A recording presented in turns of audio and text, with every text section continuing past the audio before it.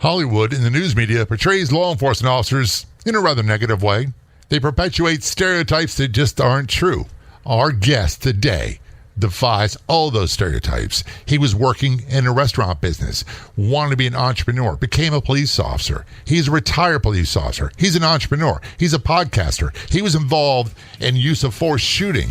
He's here to talk about that, the trauma of the job, and much more. Welcome to the Law Enforcement Talk Radio Show. In the Law Enforcement Talk Radio Show, we are joined by special guests talking about their experiences, their realities of investigating crimes, plus those who have experienced horrendous trauma. Police, first responders, military, and victims of crime share their stories. Hi, I'm John J. Wiley. In addition to being a broadcaster, I'm also a retired police sergeant. Be sure to check out our website, letradio.com, and also like us on Facebook. Search for the Law Enforcement Talk Radio Show.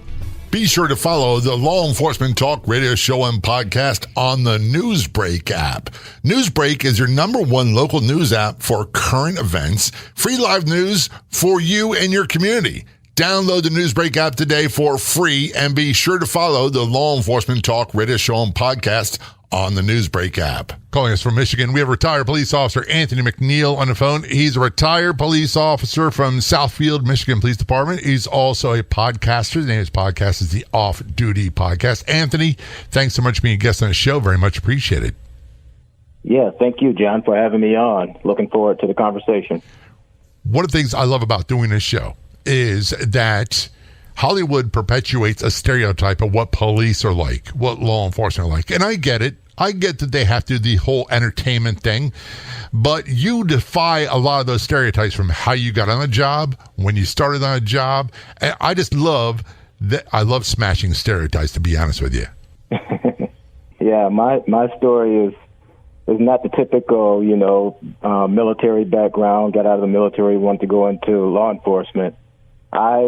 Pretty much my entire life, I wanted to be an entrepreneur. And around the age of 25, 26, the bug was really getting to me to become an entrepreneur. But at the time, I didn't have the money or the credit or anything. And I had just returned home from college, and I was actually working in a restaurant and kind of in limbo as to what I wanted to do and how I was going to get this business started. And one day, the then new chief of police, Chief Thomas, came into the restaurant that I was working at, and I just happened to be standing up front, and he looks at me and he goes, "Hey, you ever thought about being a cop?" And when he said that to me, the first thing that went in my mind was, that's how I can get the money I need to start a business. And I'm laughing, just like you're laughing, because you and I both know you didn't get the money that you were thinking you were going to get, did you? No, no, I didn't, but I got enough to get the business started, and and I end up leaving. Actually, I left the department after about 3 years once I got the business going, and I was gone for about 14 months and got the business up and running and everything. And the chief calls me one day and he says, "Hey, I would like for you to come back to work." And I was able to go back and keep my retirement time and pension time and all that stuff, and still got the business today. That's the big difference between you and me. When I retired, I got hurt and retired, but I jokingly say when my career was over, no one called me and said, "Hey, you want to come back?" That deal was not on the table. The funny thing is, though, when I left, I really was enjoying the job. Those first 5 years, you think you're invincible. It's all new to you, and like I say, I had no interest in becoming a police officer. No one in my family had been in law enforcement, so it was all new to me. And when those first 3 years, I was really having a ball and I was enjoying it. So when I got the opportunity to go back, I jumped on it. That's great. And by the way, thank you for your service. It's very much appreciated. And you're probably the first person I have ever talked to, not the first one that went into law enforcement later in life, because I know people that went in the academy in their late 30s that I've had on the show, and we jokingly called them grandpas when they went in the academy, because I was 20 when I went in the academy. But like you, I didn't come from a law enforcement background, and I had distant relatives who were in it, but I never thought of it. I wanted to be a priest first. And for whatever reason, that vocation was not there for me. And I decided immediately when I was like 16 that I wanted to be a police officer. And I just knew from that day on, that's what I wanted to do. You're the exact opposite. Yeah. You know, like I say, it's funny because the funny thing about when I got hired, about a week or so after I was hired, I get a call when I'm at home. I was off duty, and someone tells me to come into the station. A reporter was there to do a story on minority officers working in the suburbs. So I said, okay. Now, at the time, this was in 1992. I was one of 5 black officers on my department at the time, and the new chief then just happened to be black. And I get into the station. There's no reporter there, but there was a photographer there. And, you know, we take all these pictures. I never talked to a reporter or anything. And about 4 days go by, my mom calls me and she goes, hey, did you see your picture on the front page of the newspaper? So what is the first thing I do? I run out and, you know, grab a newspaper. Come on. So tell the truth. You bought 17 or 20 copies so you give to everyone. Yeah, I bought a few. But was that awkward for you to be number one, new on the job, called in, we're going to have a reporter there, they're going to take your photos, and we're going to make a big deal out of it. Did you feel like you were a big deal at the time? No, I didn't. You know, like I said, it was all brand new to me, and I was so overwhelmed with everything because that first week, you know, I was in the FTO program, and you know, I'm in the shadow phase where I'm just observing, and I think that first week I saw things that I had never seen before in my life. You know, so I didn't think I was anything special at all. You know, I was just still trying to learn, and you know, unfortunately, I never did get a chance to speak to a reporter, but here I was, made it into the newspaper with this big headline about minority officers working in the suburbs. And I started reading the story, and I couldn't help but laugh because the story was, here I was working in a restaurant. The chief said, come in to his office. The next day, he gave me a gun and a badge, and here I am. I'm like, that's not how it happened. You know, I had to test like everyone else. Yeah. You know, and lucky for me, I finished number 3 on the list, and 6 months after taking the test, I was in the academy. The funny thing is, we've been saying this forever. And by the way, I started in 1980, so I'm a lot older than you. But we've always said we've relied on the newspapers to tell our stories for far too long, and they've always butchered it. They've always gotten it really, really wrong. So I'm not surprised that they got your story wrong. And it's almost, I hate to say it, in many ways, it's insulting because it doesn't take in consideration, like you said, I had a test, I had to go through the whole background stuff, I had to do this, and not everybody can accomplish that. As a matter of fact, most people don't make it that far. Right. And yeah, that's lots true. of people wash that's out. Very true. Yeah, it is. And I love that you did this job. I love that you were, later in life, you were doing something else. And I think when you take that into consideration, there's a lot about your story that's amazing. And we're going to talk about that in a few moments. But I find particularly amazing is your start in law enforcement. You said a few moments ago, your first few weeks, you saw stuff you never, ever dreamed of. Yeah. And I remember my very first run, it was a fatal accident. And it was a semi-truck had overturned on a freeway that overpassed another road that went underneath. Well, the driver had his window down, and when the cab turned over, his head hit the rail, and his brain matter was literally falling down onto the passing cars going underneath the overpass. We're going to take a short break. We're talking with Anthony McNeil.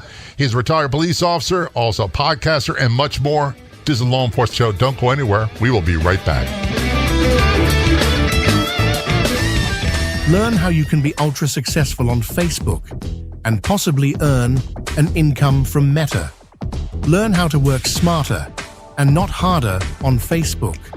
Get step-by-step instructions on what to do and what not to do. Start with a free membership. Get details at letbreak.com, letbreak.com, That's letbreak.com. First thing in the morning on my phone, I join the Breakfast with Champions morning show in the Clubhouse social audio app. Both are free. I can grab my coffee, no makeup, no hair to do, and connect with people live from all across the world to jumpstart my day. Join us in the Breakfast with Champions rooms in the Clubhouse social audio app. Online at www.thebwcinfo.com.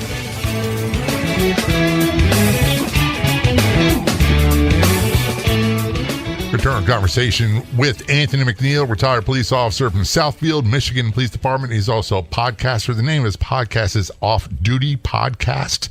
And before we went to the break, Anthony, we're talking about your career. You're working in a restaurant. The chief of police comes in and says, hey, you ever thought of becoming a cop? And you're like, I think I want to do that. And you started the whole process of what it takes to get on the job, get hired. And a lot of people don't make it through. But you did, and you were in field training. You said your first call, or after field training, your first call for service was a fatal accident, and it was a brutal one, wasn't it? Yeah, it was not pleasant.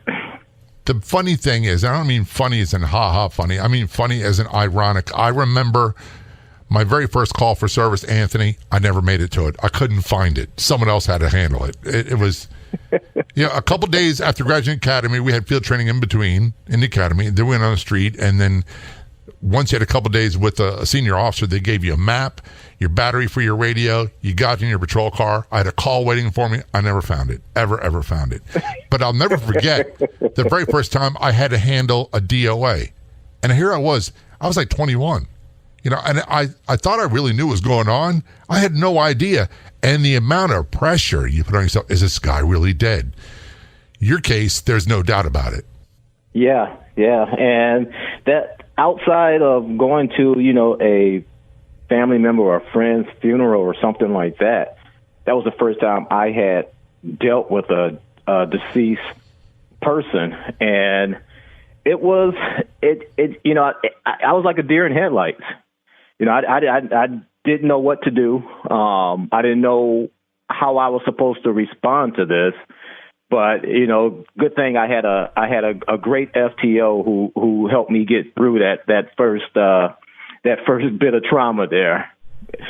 Be honest, was he rough with you? Did he like, hey, Hollywood loves to do this thing where they slap people in the face and they shake them by the collar? We don't do that. But did they have to get your attention to say, hey, this is what you do?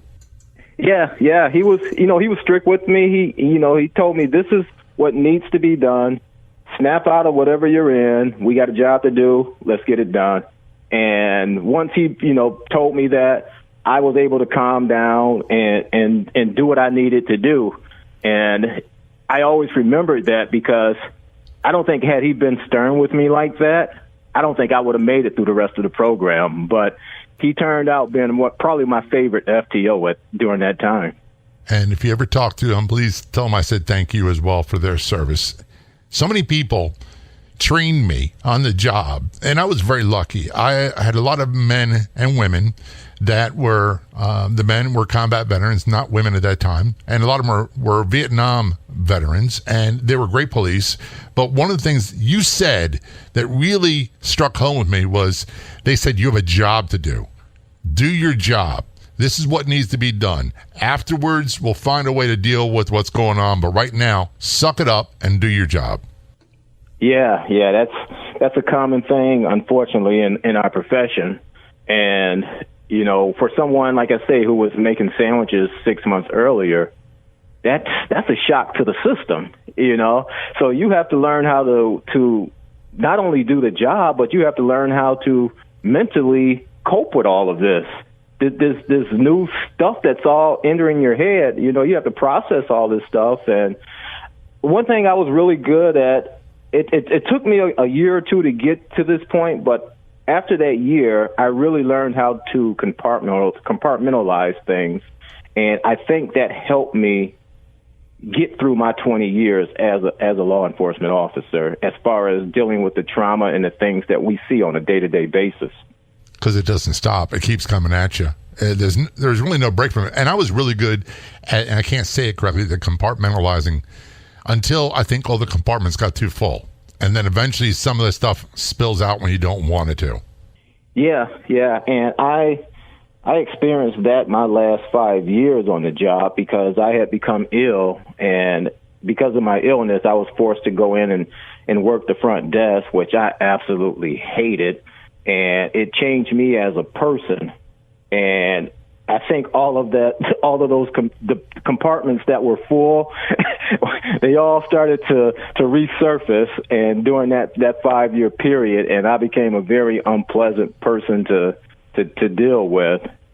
But it was funny because after I retired, my daughters came to me about 6 months later, and they said, "Just want to let you know we've seen an improvement in your attitude." So, daughters, you have to find a way to cope with all that stuff, Otherwise, it will eat you from the inside out. The daughters are a special gift. I have two daughters, and they have a sometimes polite, sometimes subtle, and sometimes not so subtle way of letting me know when I'm a little too rough. Yeah, that's for sure. And it's funny because, like we started this conversation off, I've seen things that I had never thought I would experience. And one night I end up getting involved in an officer-related shooting, and I thought that I would respond differently as far as my feelings afterwards, but I came out of it okay. I had no after effects from it, and my family was really concerned about that, but like I say, going back to, I just was really good at compartmentalizing everything, and I think that really helped me. And another part I think that helped me on the job cope a lot was I realized that police work was what I did. It was not who I was as a person, and I think that really helped me. And I think having my business to have something not police related outside, once I took that uniform off, I think that really helped me a lot. Did you find these things, like your business, family, were all instrumental in helping you maintain some sense of mental health and wellness during all the trauma? Oh, very much so. Very much so. Because anyone that's been on the job, knows that, you get a run and you get a little heated or whatever, or you see something that, that doesn't just sit with you very well and it affects you mentally. Then you go to the next run and, your mind is still 20 minutes behind dealing with what you just left. Now you're arguing with the person on this call, and you just go to run after run after run like that, arguing and seeing trauma and just dealing with negativity. Then you go home and you walk through the door and your wife say, "Oh, honey, the washing machine needs to be fixed." So I think for me, when I came home, to have something more to turn my attention to, and my family being a part of that and recognizing what I was going through at work, I think that really, really helped me not having to deal with a lot of the quote demons that a lot of guys unfortunately have to deal with in our profession. Unfortunately, it is true. It happens for many, many people. When we return to our conversation with Anthony McNeil, we're going to talk about the officer-involved shooting incident he was involved in. We're going to talk about his career. We're going to talk about some of the untruths that Hollywood put out there about law enforcement officers, his career after law enforcement, and much more. This is the Law Enforcement Show. Don't go anywhere. We will be right back. If you're on the Clubhouse drop-in audio chat app, be sure to look for me and follow me. My name's John, the letter J, Wiley, W-I-L-E-Y. You can also search for @LET Radio Show. That's John J. Wiley, W-I-L-E-Y, @LET Radio Show on the Clubhouse drop-in audio chat app. Breakfast with Champions is the tool I use in the morning to get myself ready to face the world. There is so much negativity as you move about your day, from traffic to politics. The conversations are motivating and inspiring, and I can face the world with a positive attitude. So join us in the Breakfast with Champions rooms. Download the Clubhouse app today for free and join us soon. Online at www.thebwcinfo.com. Return to conversation with Anthony McNeil on the Law Enforcement Show. Retired police officer from Southfield, Michigan. He's also a podcaster.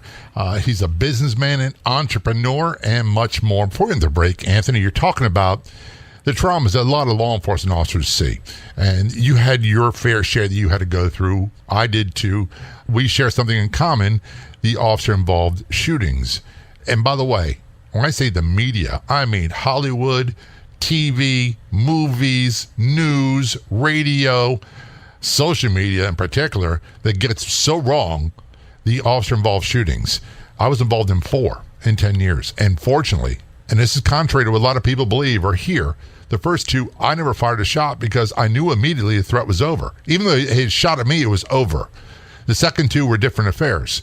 And everybody survived. Everybody lived. Thank goodness. There were injuries. I was injured. My career was ended because of one of them. But you had your own you had to go through. Yeah, it was funny because I'll never forget that night of the shooting. It was Sunday night, about 1 o'clock in the morning, and I was sitting in the park talking to another officer. We were car to car, and all of a sudden a sergeant comes on the radio and says he just had vehicle pull up next to him and saying that someone just shot at him on the freeway and the car was behind him. So, immediately, I take off and I head that direction. And as I'm approaching, by the time I get there, they had the suspect car stopped and they were conducting a felony stop. Well, as I was approaching, I could see that the gentleman had his foot on the brake. So I knew he was going to take off. And as soon as I got close enough, that's what he did. He took off, and I ended up becoming the primary car in the pursuit. Well, like I said, it was Sunday night going into Monday morning. It had just finished raining, and there was not a lot of traffic out. So we're going down this main road. It's a 4-lane road, about 80 miles an hour. And all of a sudden, after about 2 miles into the pursuit, the gentleman just dropped down to 40 miles an hour. And once he did that, I made intentional contact with his vehicle, and his vehicle spun out, went into the median, and my vehicle veered off to the right. And it was funny because I remember sitting in the car, and I could hear his engine revving, and I could hear his tires spinning. And as I looked in the mirror, I could see that he was coming off of the median and that he was going to ram me. Well, at the last second, I jumped out of my vehicle, and I pulled my weapon, and I shot 3 times, and I ended up penetrating the car and hitting him twice. And he ended up turning to go northbound in the southbound lanes of traffic. And it was just ping pong. They played pinball with him from there because he ended up going into a empty grocery store parking lot. And the other officers that were traveling southbound ended up taking up the pursuit at that point. And once he got into that parking lot, he just got rammed numerous times. But I still remember everything about that shooting. During the chase, there was a gas station that I can still see clear as day. There was 3 people sitting in that gas station, and I could see what they had. I remember what they had on as they were watching as we went by and everything. Little details like that you wouldn't think would be significant, but it like replays in your mind almost like a movie. Am I exaggerating? Yeah, and it was funny. I tell you, John, when we got to court, the defense attorney was trying to say that, I put others in danger and all of this stuff. And when I told the prosecutor to go back and pull the tape, because I could remember every instance, he was trying to say that I had tunnel vision. And when they went back and pulled the tape from that gas station, and they could see that my description of those people was very accurate. And I remember as I was looking through my sights on my weapon, on my sidearm, as I'm looking through the sights, I could see my backdrop, which was a brick wall of a business across the street, and I could see that there was no cars coming. It was that vivid to me, and it still is. So, yeah, I mean, it's funny when you go through something that traumatic, something that most people will never have to do, how you remember those little things like that. Did you ever think in your life, during your career, that this would be something you would actually go through? No. I mean, I knew the possibility was there, obviously, because, my city that I worked in, we bordered Detroit, and we saw a lot of action there, but I never thought that I would be the one to actually have to pull the trigger and be that one that actually had to shoot someone. I remember in my experience the times I was shot at, and I think somewhere deep down inside there is a denial. There is this can't be happening. This isn't real. And it's all very quick. It's not like you have a lot of time to think. Did you have that thought in your mind? This can't be happening. Why is he trying to do this to me? Yeah, it's like I said, it was funny because it was like, even though it was very quick, it was like it was all going in slow motion. And I don't recall feeling like I was in, quote, danger or that something bad was going to happen to me. And I don't know if that was my training kicking in or what it was, but I never had that feeling that something bad was going to happen to me, and again, I contribute that to maybe just the training just kicking in, but for that to be my first shooting and to respond the way that I did, that's the only thing I can attribute it to, is the training just kicking in and taking over. It does, and there's a term we always use. There's two terms, actually. Complacency kills in law enforcement. So if you're complacent and you don't respond quickly, a lot of times you can lose your life or be severely injured for the rest of your life.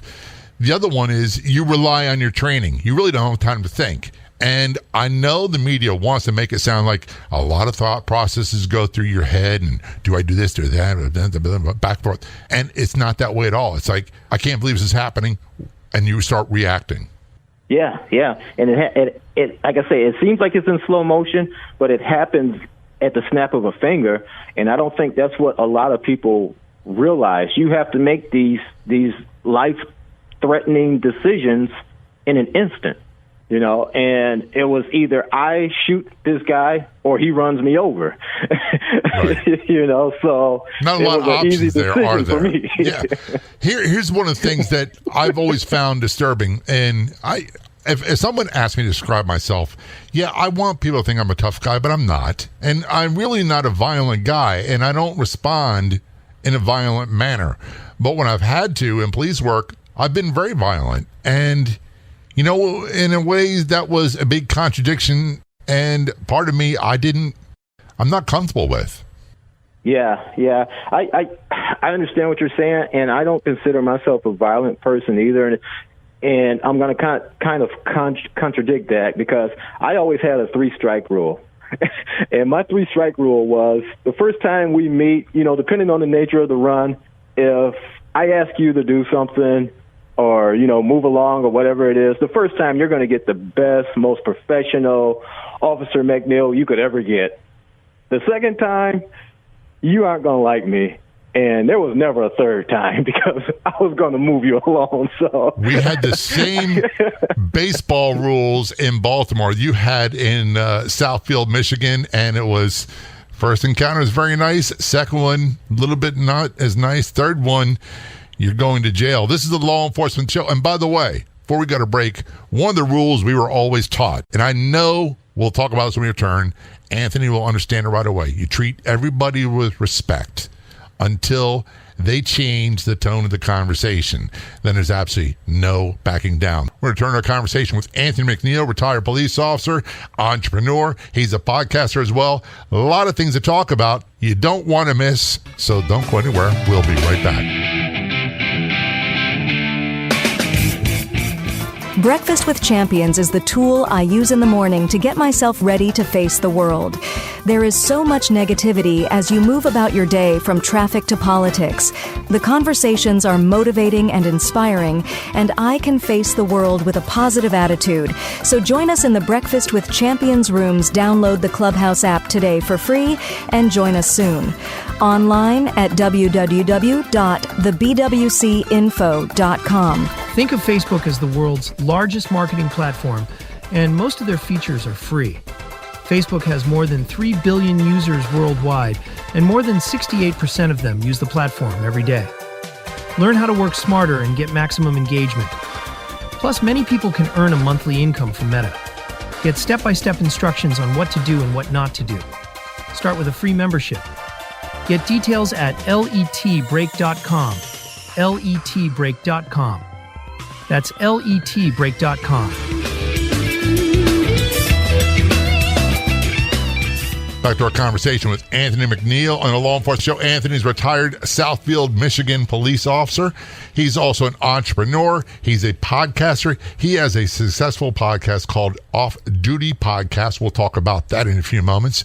Before we went to break, Anthony, you're talking about 3-strike rule. We were pretty much trained the same way. And I ended up saying we treated everybody with respect, especially in their home, in front of their friends, whatever it was, until they changed the tone of the conversation. And if someone wanted to, in Baltimore, you called it signify, or disrespect you in front of everybody, you had to be firm. And you had to be, sometimes, we use what we call verbal judo. Sometimes it wasn't exactly Mr. Rogers kind of talk, if you know what I mean. Yeah. When you started talking, I started thinking about a story that I'll share real quick, and it actually happened my last 2 weeks of work. The young officer that was taking my place on the front desk that I was training, gentleman came in. He had just gotten a defective equipment ticket from the state police for not having a bumper on his vehicle. Well, he comes in, he says he needs to get the ticket signed off because he had the vehicle repaired. Well, the young officer is dealing with him, and we can see clearly on the video that the vehicle has not been repaired. So for about 15 minutes, this gentleman and his officer are going back and forth, and the officer is telling, sir, we can't sign off the ticket. And he's being extremely polite with the gentleman. So after about 15 minutes, I couldn't take it anymore. And I jumped up. I said, sir, take that ticket. Get the out the door. This officer has been more than polite to you. It's not getting through to you, so now I'm going to explain it to you in a way that it will. And he snatches his ticket and he strolls out. And the young officer looks at me. He goes, was I being too nice? And I said, no, you did exactly what you were supposed to do. You are polite to everyone. But you have to understand, at some point you have to take it to the next level. And you also have to understand that there are some people that we deal with that only respond to certain tones. Yeah. And that gentleman was one of them. And you're absolutely right. But here's what happens. They catch that on a video or on their smartphone, and that's what makes the news. And everybody goes, oh, my goodness, I can't believe how rude Officer McNeil was. Yeah, yeah. Well, fortunate for us, smartphones hadn't actually come out at that time. So. I would laugh about that too, because I'll be honest with you. Nowadays, I used to be anti-body camera. There's no way I would do the job of policing in the United States without a body camera on, filming all the time. And if we had them when I was young and on the streets, 99.9% of all the complaints ever made against me would have been thrown out immediately because they were false. Yeah. And I totally agree. There's no way I could do the job nowadays without a body cam. And like you, it was something that I was always against. And it was not because of something that I would have done wrong. I didn't want a supervisor or someone to, cherry pick something. I stayed in a restaurant too long or something like that and give me those headaches. I was never worried about my actions as far as citizens were concerned. But nowadays, it's almost, you have to have them, because we have to have something to counter the narrative. And unfortunately, right now, that's the only thing we have at our disposal is that camera. The other thing with the body camera was I was always concerned, and a lot of police work, I try to describe to people, it's 95% boredom. You've got a couple really hot calls where your adrenaline goes sky high, and then you got to back down to the boredom again. But the vast majority of interactions with people were not hostile. They were not, even people you arrested, wasn't violent. There wasn't confrontational. It was, hey, it's part of the game, especially drug dealers. They knew what came with it. It wasn't always adversarial.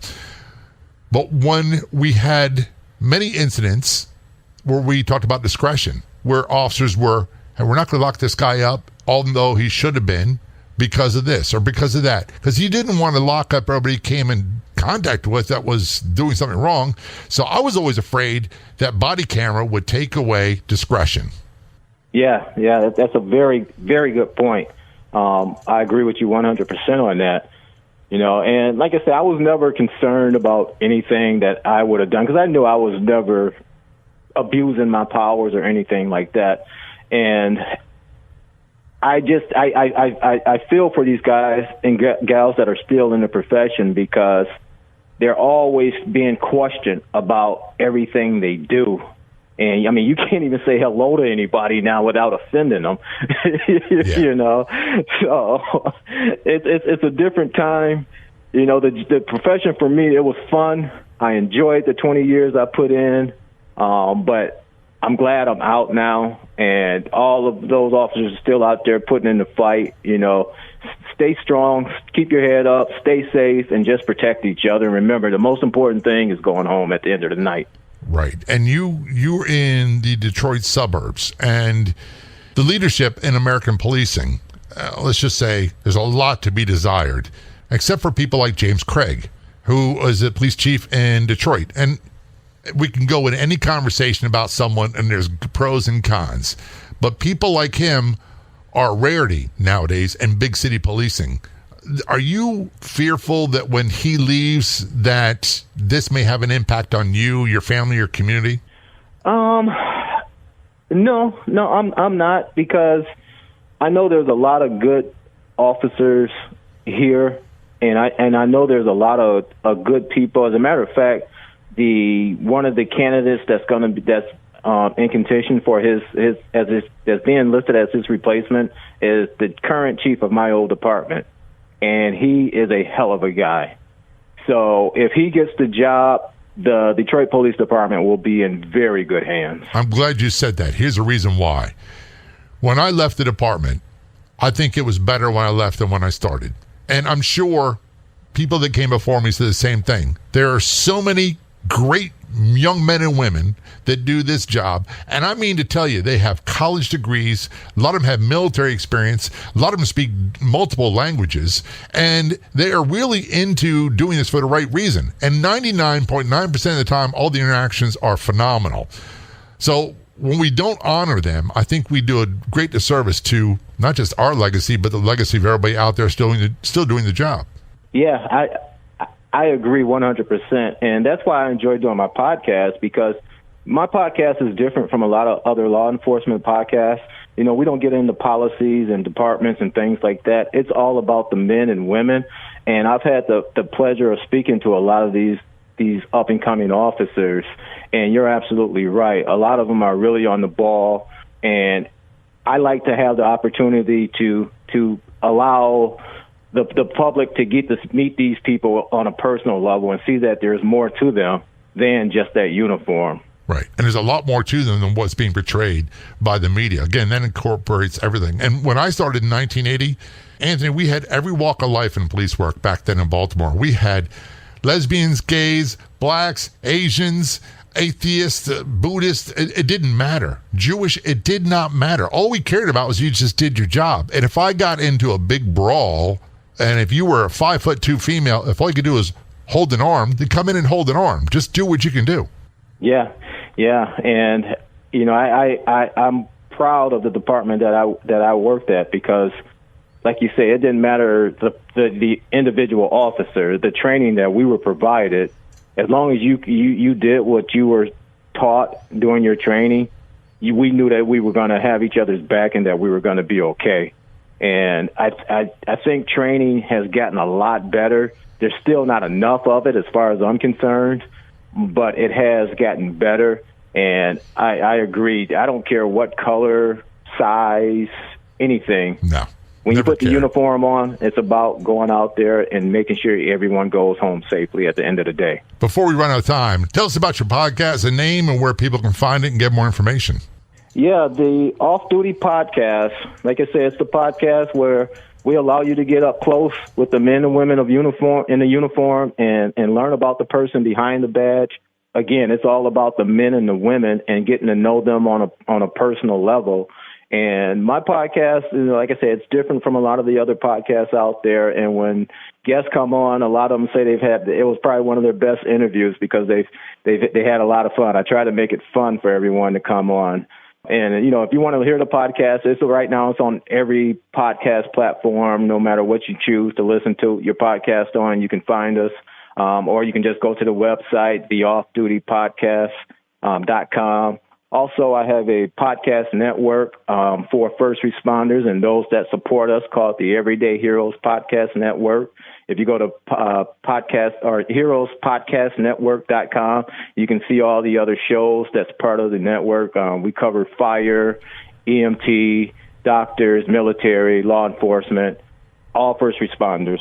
Anthony, thanks so much for being a guest on the show. Thanks for your service, and I really appreciate you taking time out of your busy day. Thank you, sir. I appreciate the opportunity to come on the show. This was the podcast version of the nationally syndicated Law Enforcement Talk radio show, and we are so glad that you decided to join us. Big thanks to our guests for telling their story on the show. 2 simple things you can do. Be sure to check out our website, letradio.com. That's letradio.com. And be sure to follow us or like us on Facebook.